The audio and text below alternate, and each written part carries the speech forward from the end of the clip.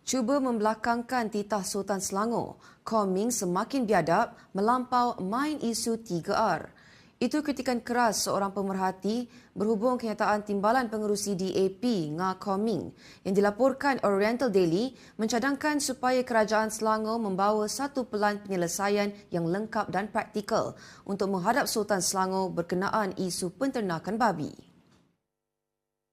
Pemerhati membidas kenyataan Koming kerana seolah-olah mencabar titah Sultan Selangor Sultan Sharifuddin Idris Shah yang tidak memperkenankan aktiviti penternakan babi di mana-mana daerah negeri itu. Sambil menyifatkan kenyataan Koming itu terlalu biadab dan melampaui batas, pemerhati menganggap pemimpin DAP itu sengaja bermain dengan sentimen isu kaum, agama dan institusi diraja 3R. Jurusetera pemerhati mempersoal adakah Akta 3R yang diwujudkan Perdana Menteri Datuk Seri Anwar Ibrahim dan pemimpin DAP hanya diguna pakai untuk rakyat sahaja. Sedangkan tegasnya pemimpin DAP dengan biadab dan celupa sewenang-wenangnya memainkan isu berkenaan sesuka hati tanpa apa-apa tindakan terhadap mereka. Tegas pemerhati, Anwar seharusnya mengambil tindakan keras ke atas Koming serta mana-mana pemimpin DAP yang didapati melanggar Akta 3R dan bukannya berdiam diri.